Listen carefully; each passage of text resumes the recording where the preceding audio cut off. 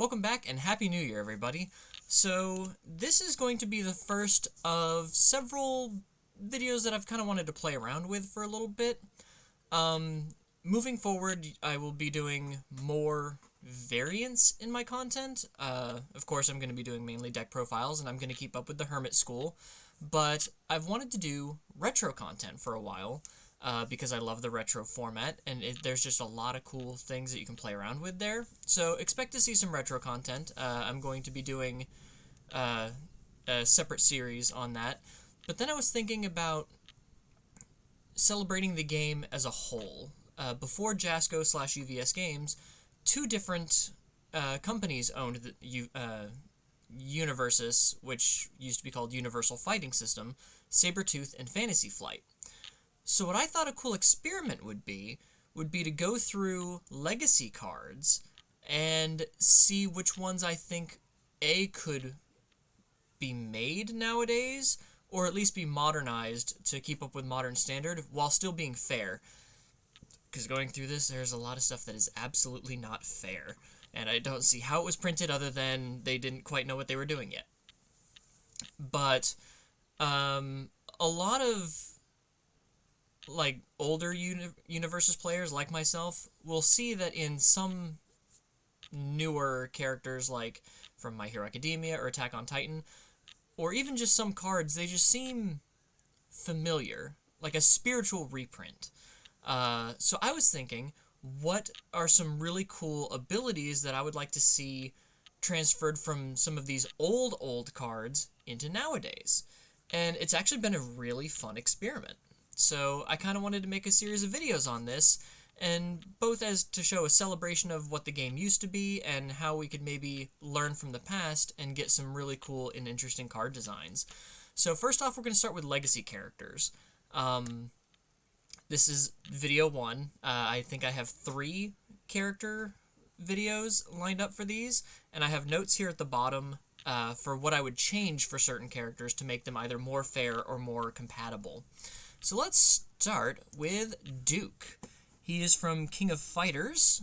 He's a 5 hand size. For the hand size and the symbols don't really matter too much. It's mainly going to be the abilities that I'm concerned with. So we have here Duke has a form ability that commits him as a cost until the end of your opponent's next turn. After either player commits foundations to make a control check successful, they must commit 1 extra foundation or the check fails. So this is yours and your rivals. So this is a very fair and balanced ability, in my opinion, but it does put that kind of pressure on if you're running a lot of breaker, if you're running a lot of stun. Granted, he is a 5 hand size character, so maybe this wasn't as impactful, but an ability like this could be pretty interesting in forcing your rival to recheck their math. And because it is very fair, it works with you as well. You're going to have to keep an extra eye on your own math. And I just thought, from the way back, this is a pretty interesting ability. He also has a response, spend 1 momentum. After your opponent fails to play a card, draw 1 card. And this is a tenacious ability. It's playable while he's committed. So, if your rival fails the check to play a card as a block, or just as a card in general on their turn, you can totally just draw more cards, which is a perfect ability for a 5 hand size character who wants to see more cards while you're dealing with this extra check manipulation. So I just thought that was a really cool design, and I think that's something that could maybe be implemented in the future. So UVS Games, if you guys are watching, I'm sure you have access to all of the whole Legacy stuff. I'm not saying Duke himself needs to come back, I'm just saying these abilities on these characters are really fascinating to me. So yeah, something to learn from. Next we have Lien. As a static, she says, while this character is ready, after each player plays an attack, that player discards 1 card. So this is also one of those goes both ways abilities. So if you play an attack, you discard a card. If your rival plays an attack, they discard a card. She also has an enhance. This attack is unblockable. This ability may not be negated or cancelled, only playable once per game. So, yeah, we've seen unblockable abilities with Mount Lady 2, but that costs you your size counters. I believe it's 10 or 12 size counters. Just freely making any attack unblockable that can't be negated or canceled can just instantly win a game, and that's a little ridiculous. So I think I have a note here that I would make the unblockable effect a first enhance, that you would still only be able to use it once per game, but you would have to do it as a first enhance, so your rival knows this is the one they have to damage reduce or abort. Sorry, there's a cat in my closet.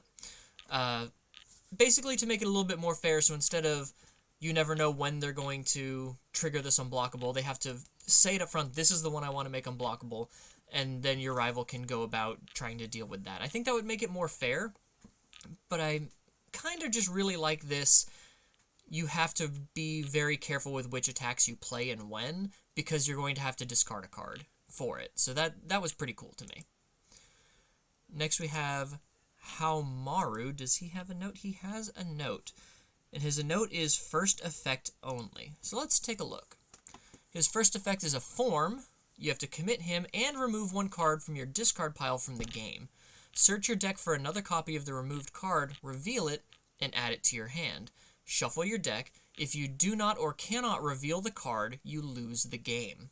So, ever think of, man, I just need one more attack? This can guarantee you that one more attack.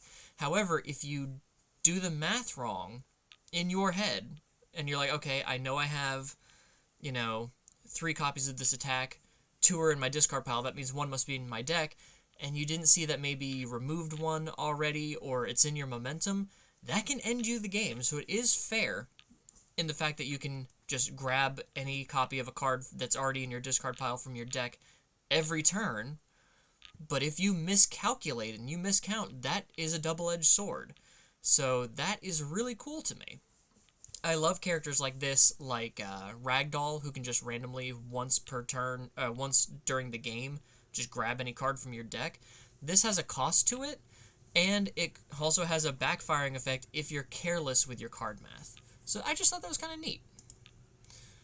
Yeah, and there's a lot of characters that are either way too busted or way too useless in those. Like there's a Guile that says you can commit him for +1 damage. No one's gonna play that. Next we have Sagat. Do I have Sagat on my list of things? No, I do not. Right! This dude's just really, really fair. So, I don't know if these 2 form effects need to be on the same character, but both of them I found very interesting. They both commit him as a cost as a form. So, anytime during your turn you could play a card from your hand, excuse me, I have hiccups, you could activate one of these effects by committing Sagat. The first one says, form commit. For the rest of this turn, anytime a player commits a foundation, that player may choose to have that foundation count as 2 foundations. You may not ready any foundations until your end phase. So, you can have any foundations you commit for like a cost or to pass a check count as 2, but until the end of your turn, you're not allowed to ready any foundations. So if you have any cards that say, flip to ready this foundation, you're not allowed to do that, which I think is very fair, because your rival says, for the rest of this turn, okay, checking to block, I can count my foundations as 2. So it really just depends on how much pressure you're able to put on versus how much they're able to defend when you're not allowed to ready your foundations. And the other form is also a commit cost. For the rest of this turn, anytime a player spends momentum as a cost, they may choose to have that momentum count as 2 momentum. You may not add any cards to your momentum until your end phase. So no snapping momentum in the middle of the turn, unless, of course, you play this ability in the middle of the turn. But after you play this ability, all of your momentum each count as 2, which can be insane for cards like Armor of the Wolf, with its powerful and EX, or Patchwork Babies, powerful and EX, and now each momentum counts as 2. That's huge. That's incredibly powerful. But you're not allowed to snap momentum after playing this ability, so you basically have to call your shot. Say, okay, I'm playing this, all my momentum counts as 2, you better be prepared for whatever's coming, or else you're just going to get blown away. But because these effects both affect both players, I just think that's a really fair and interesting design space. Maybe it's just me. I do have a very weird way of looking at the game, and not a whole lot of people agree with me on my hot takes, but in looking at a lot of these old cards, there's a lot of not fair stuff. So finding something that's this, like, balanced was really cool to me, and I really think that we could do something like that. Next up is Rose. Rose says, as a response... Oh, Rose, yeah. As a response, before a player makes a control check, that player reveals 2 cards from the top of their deck. You get to choose which card is used for the check. The chosen card is then discarded, and the remaining card is returned to the top of the owner's deck. So this says every time a control check is made, you get to decide what card is used for the control check. Impossibly busted. Completely unfair. But I think this idea is so cool for a control character, especially if that's all they do. So to change it, I would say... Whoops. Hey. I would say, to make it more fair, just make it twice per turn. Twice per turn, you get to technical difficulties. Just make it twice per turn. Twice per turn, you get to decide which card is used for the control check. And of course, it could be that 2 foundations are revealed, so it's okay. Which of these 5 checks? Sometimes it could be an attack and a foundation, and you get to choose which is more beneficial for you to have checked. Either you check the 5 for yourself, or your rival checks the 3 at a crucial moment. I think limiting this to a twice per turn ability, or like if you've used this ability for the 3rd time, commit this character, could be kind of cool. But I just really like this concept of that kind of check control as opposed to like hacking a control check. You're just deciding which card is used. And that's just a neat design trick, so I thought that would be kind of cool. And of course we'd have to limit it twice per turn, make her commit after using it so many times.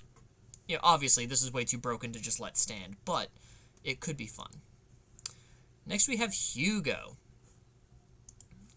Hugo was a 3 hand size character. Now, back when I started playing, there were 4 hand size characters. And they were very limited, and they all had around 40 health, and they usually had some pretty powerful abilities, like Goro and Shiva were both banned in Standard. Everyone thought 4th Kind was going to be a 4-hander, but they said they would have had to make him too broken. So here's what Hugo does. As a response, before you draw cards during the draw step of your ready phase, remove up to 1 card in your hand from the game. Then you can search your deck for X foundations and reveal them and add them to your hand. X equals the number of cards you would have drawn during your draw step.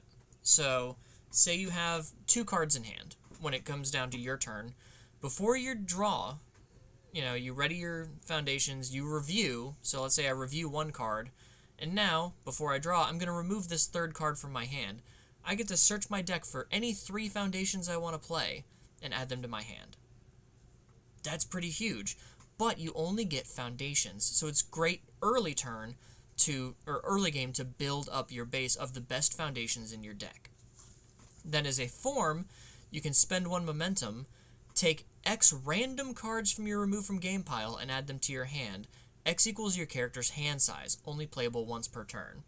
So for Hugo here, after you draw for your turn or whatever, you can spend 1 momentum and get 3 random cards in your remove from game pile back to your hand. So if you've been removing attacks in order to get your foundations, you can snatch 3 attacks back. So that is a very cool ability that not only would be really interesting for a low hand size character to help you get a good build turn, because you can just remove the attacks, but it's not exactly punishing you. Now, I think I had a note here for Hugo. Hugo, form adds X cards, X equals your hand size minus the number of cards in your hand if the character is 5 hand size. So they had mentioned that they didn't want to go with 4 hand size characters and lower because of power scaling and stuff like that. But think about this.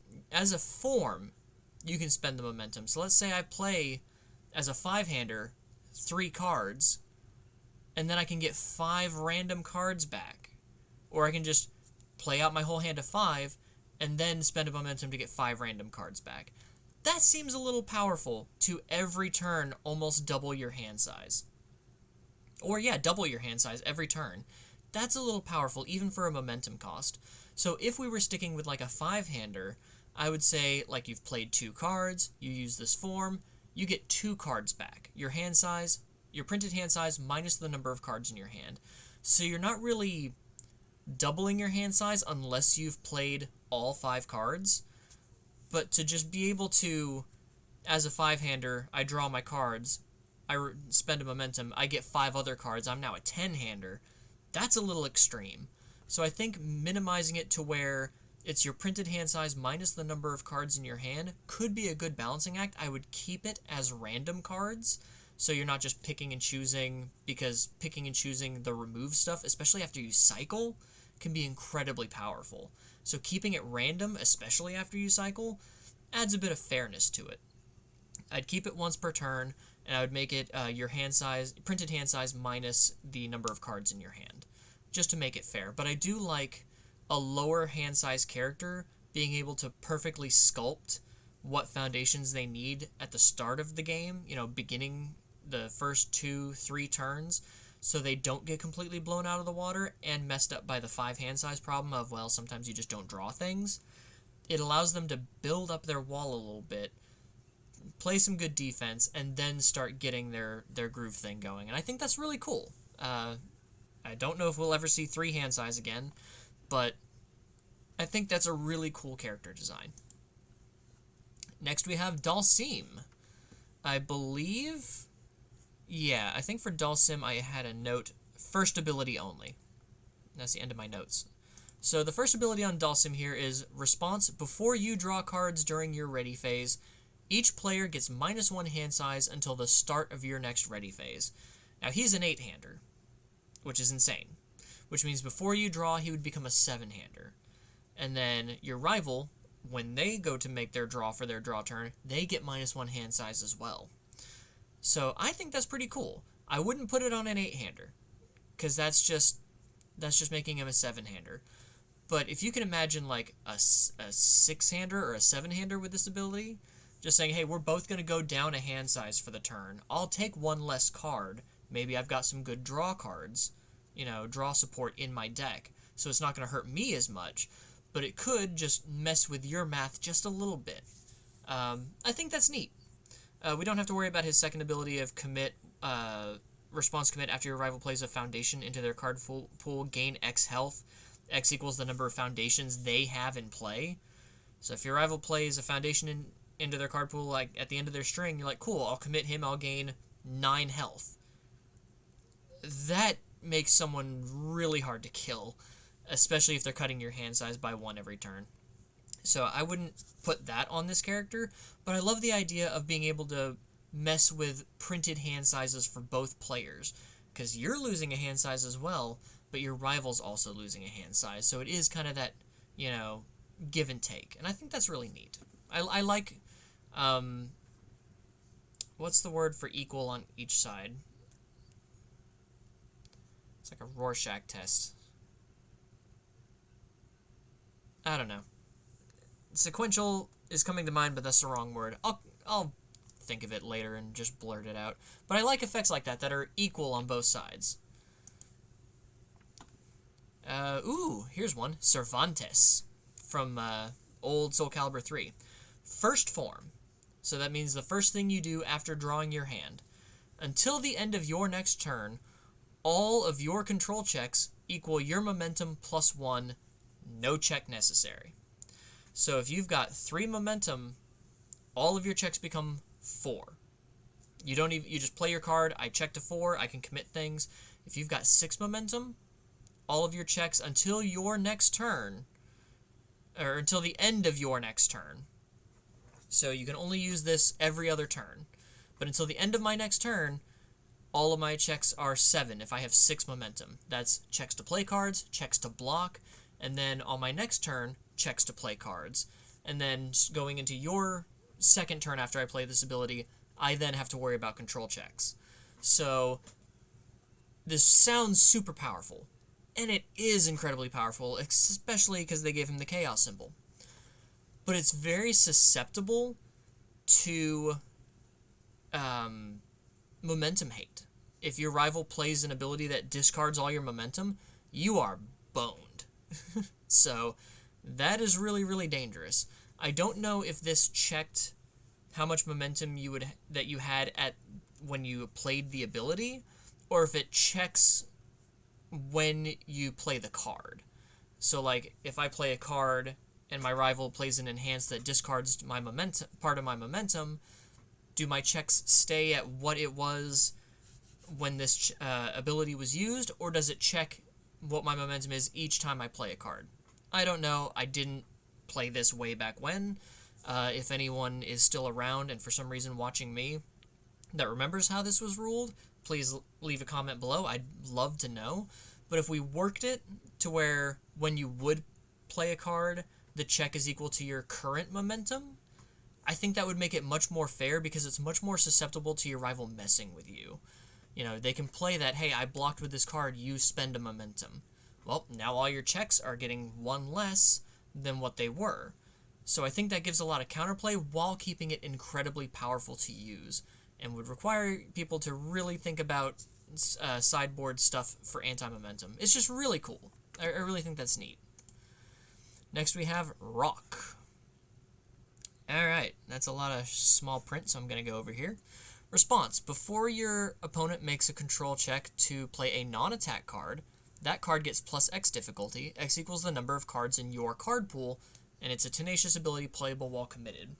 So you can spam this to increase the difficulty of your rival's cards that they play after an attack string, as long as you've done some blocking, so it makes it harder for them to poke and build. And then he has Response. Reveal one random card from your hand and add it to your card pool face down. When taking damage from an attack, reduce that damage by X. X equals the control of the revealed card added to your card pool this way. So I think that is the more interesting ability. I don't really care for the top Response. I don't know why I didn't make a note about that. But just shuffling up your hand and revealing a random card and adding it to your card pool face down, you say, cool, I revealed this 5-check foundation. I'm going to reduce the damage of that I'm taking, because this is in the damage step, post-block. So I'm not going to block this. I have 3 foundations in hand. They're all 5s. I can just cut 5 damage off of your attacks. I think that's pretty cool. Obviously, it'd be really dangerous to run this because, you know, you're still taking damage unless you have a lot of damage reduction in your deck. So maybe making this like a once per turn or a twice per turn to add the card to your card pool. I think that's really cool. I think I would limit it maybe twice per turn, because especially if you're running a lot of 6 checks and you're just taking 12 damage off of your rival's attacks in a turn, way broken. Don't have to block at that point. But I do like the fact that it's random, so if you do hit an attack, oh, I only took 3 less damage, and now I've lost an attack. Yeah, it's interesting. Obviously, there's a lot of room to work. I am not a card designer. I'm not a game designer. These were just things that tickled my fancy that I thought I'd talk about, and I thought I'd share. You know, like I said, I'm celebrating the history of the game, and I just wanted to bring you guys on this wild ride with me because it gets lonely. Anyhoozle, we have Abyss next. Abyss is dope. So as a form, you can commit him and remove one of your momentum from the game. You get to take any card from your remove from game pile and add it to your hand. That's real powerful. Anything that messes with the remove from game pile is very powerful. And then you can form, commit him, remove one card from your hand from the game, take any card in your remove from game pile and add it to your momentum. So you're kind of just trading out and using your momentum and your remove from game pile kind of just to play 3-card Monty, shuffle things around. Both of these abilities commit as a cost, as a form, so you're only playing 1 per turn. So it's kind of a give and take, but imagine you cycle and you lose a really key piece that you know you need. You have a chance to get it back. It's a little slow, and you have to have momentum to do it, or if you need it in your momentum because it's like a face-up momentum thing, you have to lose a card from your hand that you could block with.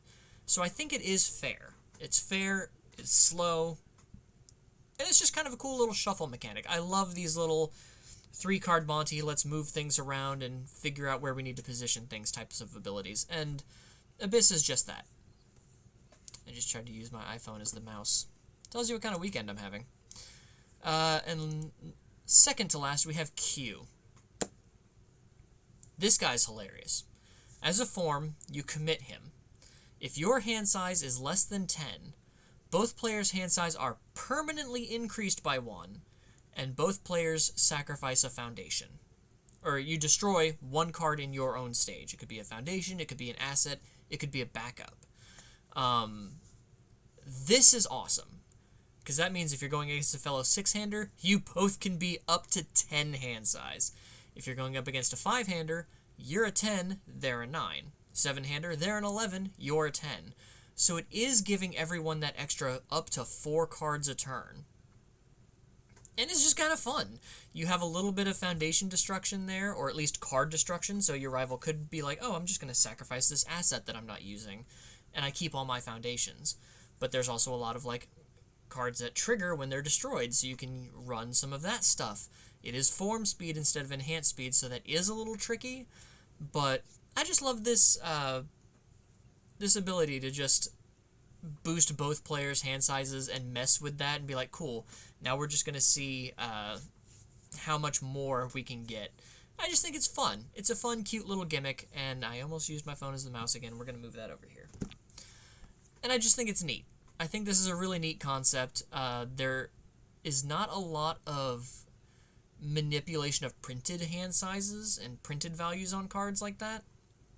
I know in Retro they had Super Skullman 33 who could change his hand size, and I believe in My Hero Academia you had an All Might that could reduce his hand size permanently to draw extra cards. He was a 5 hand size, then he could go down to 4, then go down to 3 to constantly draw cards. So that's really interesting, and I love concepts like that that mess with your character's printed stats. There's Kamui Woods who can go above your printed health by gaining and increasing your total maximum health. I love messing with the printed values of your characters. I like characters that add other symbols to your characters. You know, stuff like that. I just think it's really, really neat that we don't see that too often. And then I have, in each of these, I also have like an honorable mention. And the honorable mention is if UVS Games added different things back into Standard that aren't there, like reversal or multiple. Concepts that have not been added back into the game since My Hero Academia premiered. That's what these honorable mentions are for. And in this one we have B. Jeanette. As a response, you can commit her. Before you make a control check to block an opponent's attack, that check gets +3. So you go to block step. Before I make my check, I'm going to commit her. My check's going to get +3 to block this. And if I attempt to play a reversal after this block, I don't think I've made that video on what reversals are yet, so I'll have to make that probably before I post this. But a reversal is after you block an opponent's attack. A reversal attack is a keyword ability on an attack that lets you play that attack immediately after you successfully block an attack, and you get to attack your rival on their turn. So if you play a reversal after you block this attack where you use this B Jeanette ability, the check to play that reversal also gets +3.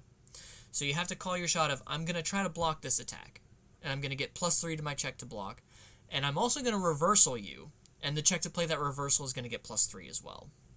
So I think if they brought reversals back for some reason, I honestly think the game's pretty healthy without them. But if they did, I could see an ability like this, just a once per turn commit on a character, being incredibly fun. Because you're just like, no, I'm going to guarantee to do this thing that I want my character and my deck to do. And I think at a once per turn commit cost is perfectly fair. It's not giving you extra stats, speed, damage, none of that. It's just saying the check's going to pass. The check's in the mail, as it were. And that's really cool. So I have to make a note to myself to make the reversal video for this, because I think another character in my honorable mentions for the next video deals with reversals. So Look forward to more retro and legacy kind of celebration content, celebrating the game as a whole, not just where we are and where we're going, but where we've been and what we could learn from the past. I don't know if these videos are going to take off. I don't know if they're going to be popular. If you're entertained, leave a like. Leave a comment of which of these characters you like and would like to see brought back. Not the character themselves, but the abilities, really. What abilities you think would be really fun to play with and how you would play with them. And if you're not subscribed, please consider subscribing. I could use the help. And I always love interacting with everyone on my videos. It's a new year. I'm going to try to work on making better content, not just a bunch of deck profiles. When Critical Role comes out, I will be doing preview reviews and stuff like that, depending on how I can gather the previews to do the reviewing. I don't know. They've done stuff weird the past few times, but I'm rambling. So look forward to more content from me, and I will see you guys in the next one. Take care.